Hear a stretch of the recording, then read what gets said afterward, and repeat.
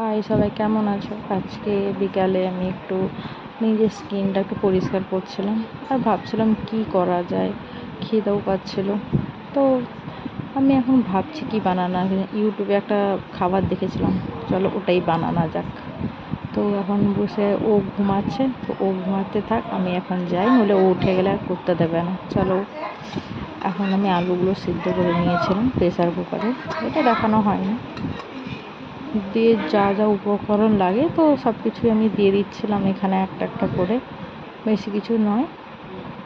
হলুদ গুঁড়ি, লঙ্কা গুঁড়ি, জিরা, নুন, তো দিয়ে সব কিছু আমি আস্তে আস্তে মাখিয়ে নিলাম এখানে।